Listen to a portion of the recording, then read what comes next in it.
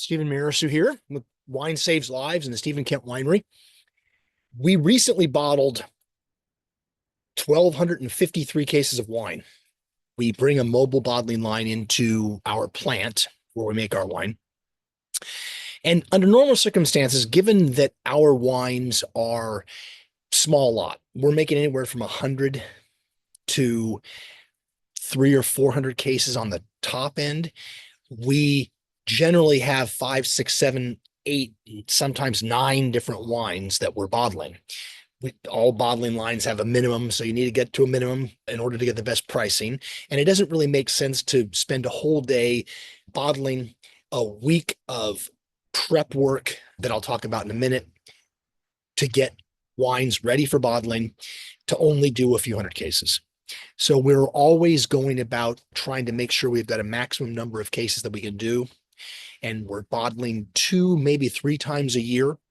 We're bottling early in the year for wines that are going to be released late the same year to very early the next year. And we're going to bottle in July or August, let's say, for wines that are meant to be released the following August, September, October.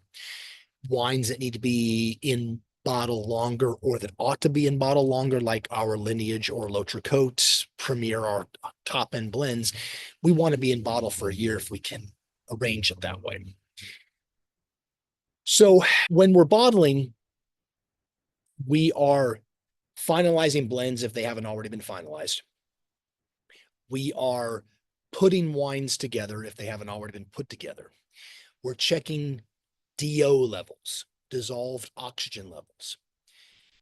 We are checking sulfur levels. We want to make sure that wines have just enough sulfur in them that they're going to be tenable wines for the long haul. They're going to be wines that, especially for wines that are meant to age, they're going to be wines that have enough protection from sulfur to last the long haul, whether that be 10 years, 20 years, 30 years even.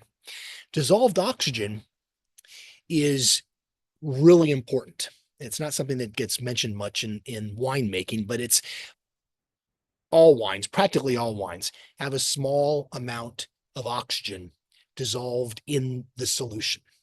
Oxygen is that chemical, that element that allows for change, growth, and evolution in the bottle. We talk about really tannic wines that soften over time. It's because oxygen is present in the solution to allow for the building of tannin chains, which is a protein and oxygen is a part of that, will soften the wine over time and allow for some growth. We've done a series of wines where we did the same base wine and we aged it, a little bit of it in concrete, a little bit of it in stainless steel, and a little bit of it in neutral oak. And the differences in structure and texture are night and day. They're different, completely different wines. It's because if you're in stainless steel and you're topped up to the top of the tank so you don't have issues with oxidation or potential VA issues, there's no ingress or egress of oxygen coming through the pores of barrel or in the porosity of concrete that needs to be topped up every now and again. You take the lid off of the concrete vessel or the cap off of it, and you add wine to top it back up. So that, again, you're eliminating potential VA issues and the like. But you're also adding a big draft of air into the wine when you do that. Same thing with pulling the bung off of a barrel. You're adding oxygen. Those wines tend to be rounded. The edges are rounded. It's almost like you took sandpaper and sanded off the acidity of the wine, especially a young wine. So oxygen has that prophylactic effect in a way of helping to mature a wine, to give it a little bit more mature mouthfeel, a little bit more mature shape in your mouth. Too much oxygen in solution, however, leads to oxidation and leads to premature aging in wines. And we've had issues with bottling lines in the past where there have been leaky gaskets and too much air gets into one of the fillers on a 8-filler bottling line or what have you, and every 8th bottle has dissolved oxygen levels which are way too high. We want to have oxygen levels that are as near to under 1 part per million as we possibly can, so that we have enough oxygen to help with maturation over time, but not so much you're going to get issues with premature aging of the wine. So these are all things that Beth especially has to deal with pre-bottling. Another one of the major components that we're dealing with, major functions that we deal with when we're about to bottle a wine, is the issue of filtration. Filtration is a little bit of it's an interesting phenomenon. In California, practically everybody filters their wines these days, especially if you're making larger lots of wine. If you're making wine that is meant to be shipped across the country to be in a Safeway store in Oregon or Washington or in Washington, D.C. or what have you, you want to make sure you have adequate sulfur levels for the wines to mature properly. And you want to have wines that have the proper DO levels, but you also want to have wines that don't have stuff swimming around. You don't want to have wild yeast, Brettanomyces, for instance, which exists in all cellars and is generally not an issue in California, especially if you're clean about your winemaking. If you're clean about thieving, when you thief, you take a thief and you put it into a barrel and you take some of that barrel out and put it in your glass. We always spray with 70% alcohol before we move that thief to another barrel. That way, we're not inoculating a barrel that might have Brett into another barrel that doesn't have Brett yet.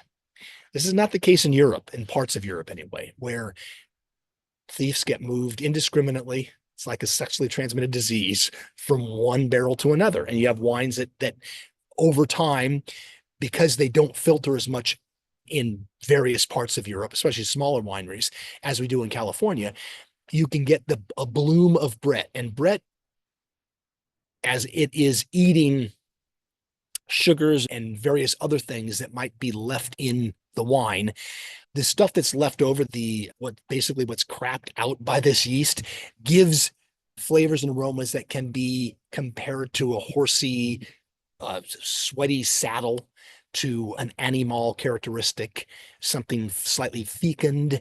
Also, latex band-aids is one of the big strains, one of the big byproducts of a strain of yeast that in balance with all the other characteristics in the wine can be a really beautiful complexing agent, but it's practically impossible to control that if you haven't filtered the wine. And if the wine is sitting on a store shelf somewhere or in somebody's cellar over time, this bloom of Brett will continue to blossom and you'll get more and more Brett the longer the wine remains closed, which can be a challenge. So when we are dealing with wine in California, we want to make sure that we filter. We want to take out all of the stuff that might be problematic and leave in all the other stuff that makes for beautiful wine. And the challenge over time has been, especially with older technology, with plate filters and the like, having to push wine roughly with a lot of pressure through diatomaceous earth or other kinds of material that come in plates. And these plates get lined, kind of stacked up one by one. So you have several plates in a row. You've got to push this wine through very small pores, which tends to beat the wine up quite a lot. And you get wine after filtration that, at least right after filtration, doesn't resemble the pre-filtered wine at all in terms of the overall body and the effect of mouthfeel and the like. A lot of wineries now are using cross-flow technology, which is we are not pushing wine through the pores of a filter cartridge or a plate, but across a membrane that allows for a much gentler extraction of bad bugs and the like. So you're still getting nominal sterility. You're getting a product that's sterile, filtered, just like you would if you're pushing through a small enough pore size plate filter. Just does a much nicer job in terms of what you're left post filtration. Again, in terms of mouthfeel and in terms of flavor. The hope is, and I think what we found over time, is that the wines generally come back. Maybe not 100% in terms of overall mouthfeel and overall density and size and feel of the mouth, of the wine in the mouth, but pretty darn close. So there's a decision that you make as a winemaker as to whether you want to risk the potential for the blooming of Brett or for other issues, and the bacterial issues or what have you, microbial issues, or you want to have a wine that is completely of itself in terms of the mouthfeel that you knew it had before it went into the bottle. So I have a couple of examples here. They just look like two glasses to you. And I have them marked, so I know which one's which. But we bottled a little over 1,010 cases of our 23 vintage Livermore Valley Cab Franc. So it's the largest single bottling of a wine that we've got since probably 2000 or thereabouts. So a very large lot for us. Cab Franc is an absolute focus for the Stephen Kent Winery. So we're hoping that next year it's a 2,000 case lot, and the following year it's a 4,000 case lot, and on. 1,000 cases is a significant amount of wine for any winery, but especially for a small winery like ours. The hope is that wine finds its home on store shelves and restaurant wine lists all over the country, ultimately all over the world. So we want to make sure that the wine performs well. And we want to make sure that the wine is as free from what we consider to be defects, like Brett, for instance, as is possible. And the way to do that is to filter. And what we did is we took samples of the wine. I took samples of the wine after the wine was blended, but before it was filtered, and put it into a bottle. And we did the same thing after the cross flow. And I'm going to taste them with you for the first time and talk a little bit about what I'm sensing and how that process changes the wine. And we'll probably do a video like this a year from now, tasting the same wine again, is to see if it has come back to its pre-filtration state. There's going to be a lot of slurping here, so I apologize ahead of time.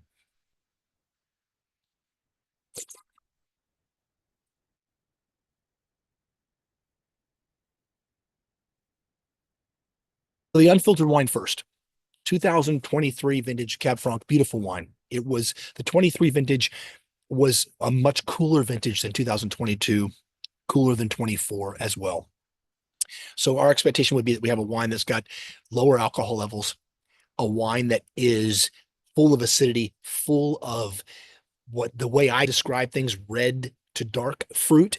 So red cherry to dark cherry wines that are showing, again, if we've done our job making the right picking decisions with a family of grapes, of which Cab Franc may be the one most affected by pyrazines, that we have picked at a time that allows those pyrazines to evolve from what could potentially be fresh green pepper and that kind of a thing into something more akin to paprika, smoked chilies, those kinds of subtle smoked roasted notes, along with herbal quality, sage, bay leaf, that sort of thing, sometimes a little bit of rosemary, that it's more dried than it is fresh. So we're looking at something that those pyrazines that exist in the skin of this family of grapes and get metabolized out with more direct sunlight during the course of the growing season.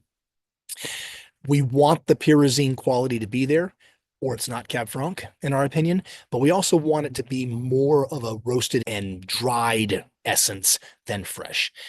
I'm getting all of that in this unfiltered wine. I'm getting beautiful, dusty fruit, red fruit, dark fruit.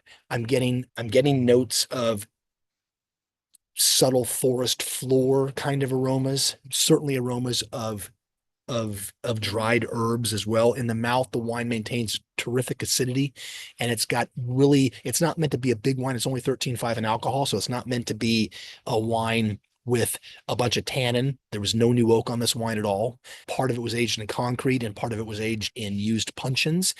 We're not expecting to get wood here, and I'm not, which is a glorious thing for Cabernet Franc.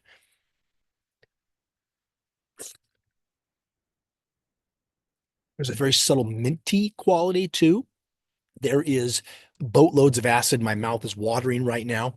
This seems like a relatively rich wine given its alcohol level, and a relatively rich wine given the lack of any kind of boost from wood or what have you. And it's performing, it's being performing, such a shitty word for wine. It's being itself. It's being what it's supposed to be. When I take the wine that has gone through the filter, again, through a gentle filtration, relatively speaking, I'm getting a wine that is a little shy right now. This is to be expected in a way. You've beaten the wine up just a little. It's not like you've done a spinning cone kind of a thing or reverse osmosis where you're taking the wine apart literally and jamming it back together after you've removed something that you've wanted to remove.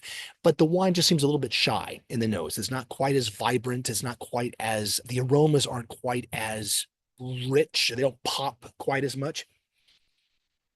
A lot of the same elements are there though, that kind of beautiful blurring of red and dark fruit. Subtle licoricey notes or fennel, more like fennel pollen, fennel notes are there, tarragon, that those kind of subtle licorice notes are there. It's just a little, again, just a little shy.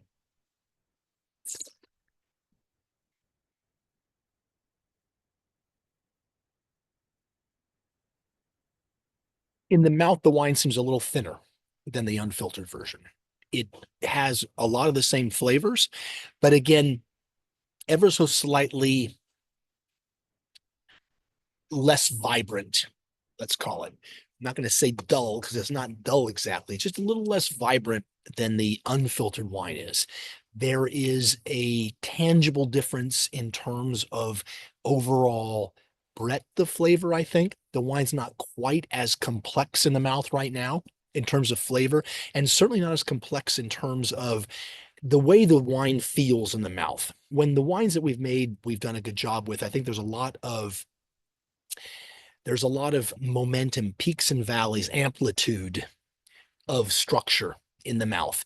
It's not just our winemaking style isn't one that relies on wood at all. So we're relying more on just the overall richness of fruit, on the interplay of acidity and tannin to give you more of a kind of a roller coaster ride in the mouth rather than this kind of flat line that might be more reminiscent to me anyway of Cabernet Sauvignon that's been highly extracted and has a lot of wood on it. Wines that rich old wines, but wines that don't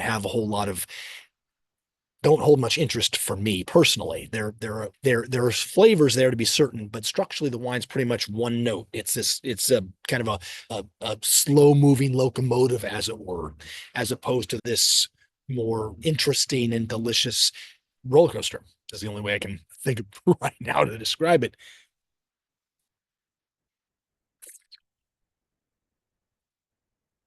There are certain elements of this wine that are showing through a little bit more obviously to me than they did in the unfiltered wine. That those licoricey notes, those root, or again fennel bulb, those kinds of things are showing a little bit more obviously.